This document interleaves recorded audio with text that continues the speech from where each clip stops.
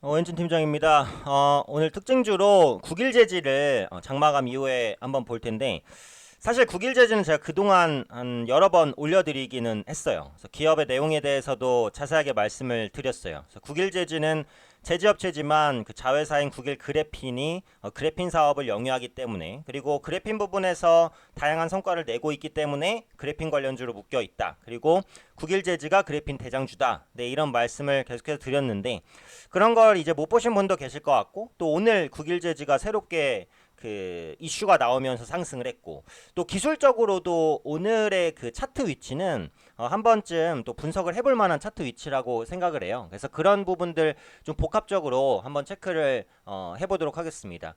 우선 오늘 그 국일 제지가 올라간 이유는 태양전지 그래핀 전극 개발 소식이죠.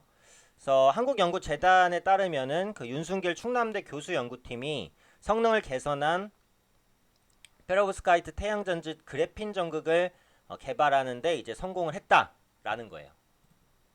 근데 여기서 이제 중요한 언급이 있는데, 연구팀은 저온에서 탄소를 타이타늄 버퍼층에 흡착하는 방식으로 대면적 그래핀을 성장시켰다. 이게 중요합니다. 아마 주식을 하시면서 IT 관련된 그 종목을 보시는 분들은 한두 번쯤은 들어보셨을 말, 대면적화. 대면적화는 말 그대로 면적을 크게 한다라는 거예요. 여기서 이제 대면적 그래핀을 성장하게 했다라는 부분이 이제 저는 핵심적인 부분이라고 보는데, 그래핀 같은 경우 이제 전에 굉장히 유리한 특성들을 많이 가지고 있다고 말씀드렸어요. 굉장히 얇으면서도 휘는 성질도 갖고 있고, 또 엄청나게 단단합니다. 그런데 전기도 통해요. 그래서 차세대 반도체 소재로 각광받고 있는데, 문제는 이게 그래핀뿐만이 아니라 신소재에 다 해당하는 문제인데요. 이 대면적화라는 부분입니다. 이게 사실은 뭐 마찬가지예요. OLED도 지금 보시면은 지금 그 대인치, 그러니까 55인치, 66인치, 77인치 이런 OLED TV들 많이 나오잖아요.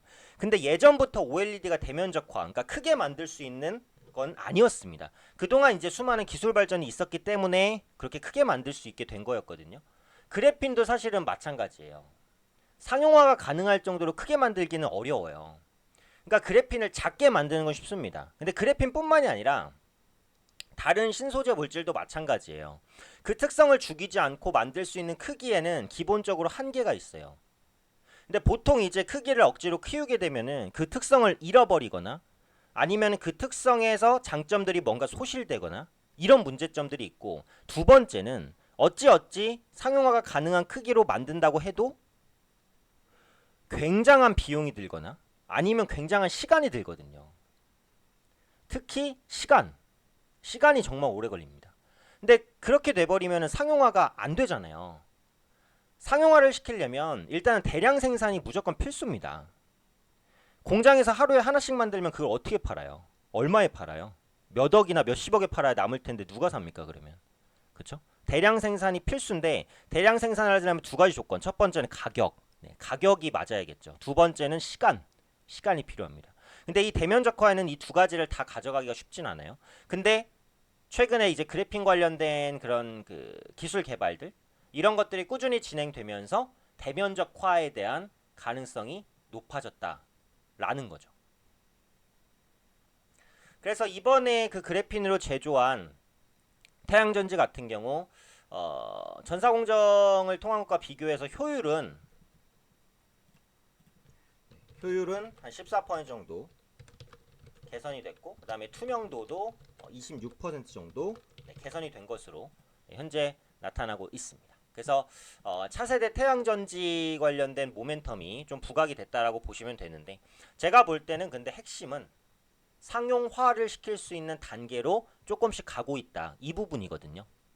그러니까 앞으로도 마찬가지예요. 그래핀 이후에 뭔가 이제 우리가 잘 알지 못하거나 생소한 그 신소재 관련된 개발 기대감이 좀 부각이 된다라고 했을 때는 그런 소재들을 대면적화할 수 있느냐, 이런 부분들이 항상 어떻게 보면 과제로 남을 겁니다. 그리고 그 대면적화를 하는 과정은 쉽지 않을 거예요.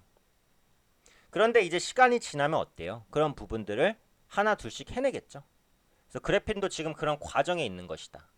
그래서 대면적화를 이뤄야 상용화가 가능한 것이니까 대면적화에 주가가 민감하게 반응할 수 있다. 이 부분을 한번 체크해 보시면 될 것 같아요. 그리고 제가 이제 기술적으로도 볼만하다라는 말씀을 드렸는데, 자 보시면은 급등하기 전의 가격은 여기다가 선을 그어 볼 수 있는 거거든요. 이거는 그 제 주식 강의 지지선과 저항선의 이해와 활용이라는 그 주식 강의를 보시면은 아실 수 있습니다. 그거를 이제 한 두세 번만 보시면은 그 지지와 저항의 개념에 대해서는 분명히 어느 정도는 아실 수 있을 거라고 생각을 해요. 그래서 그 내용에 따르면은 이제 저항선은 이제 여기가 되는 거거든요. 이 가격대에서는 어쨌든 눌리잖아요. 근데 이 저항선이 뚫리면은 제가 뭐라고 했냐면 지지선으로 바뀐다고 했어요. 네. 그 강의에 다 나와 있는 내용입니다. 제가 다 자세하게 설명을 드렸고요.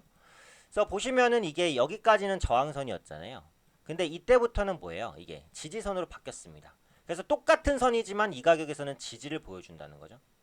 그래서 그 강의 내용을 보시면은 나오지만 지지 구간에서는 매수가 가능하다라는 말씀을 드렸어요. 그러면 여기서 이제 매수를 할 수 있죠. 그러면 이 정도의 수익을 누릴 수 있는 것이고, 여기서 매수를 하면 이 정도의 수익을 누릴 수 있는 거고. 그 다음에 보시면 어때요? 또 이전 저점까지 와 있는 상태였어요. 그러니까 기술적으로도 오늘이 반등을 보여주기에 적합한 위치가 될 수 있었다라는 부분이죠. 그래서 이 부분도 이제 공부하는 차원에서 한번 복기를 해보면 괜찮은 차트라고 생각을 했어요. 그래서 오늘 국일제지의 말씀을 드릴 때 차트적인 관점에서도 한번 좀 언급드릴 필요가 있겠다라고 말씀을 드린 거죠. 그래서 저항선이 뚫리면 그 선은 지지선이 됩니다. 그리고 저항을 뚫게 되면은 단기적으로 급등이 나오는 경우가 많습니다. 이게 이제 기본적 분석의 기본이죠. 정말 기본적인 기본적 분석이기 때문에 네, 그 부분에 대한 강의는 이제 주식 강의에 올려드렸으니까 그 부분을 보실 분들은 보시면은 충분히 이해가 되실 거라고 생각을 합니다.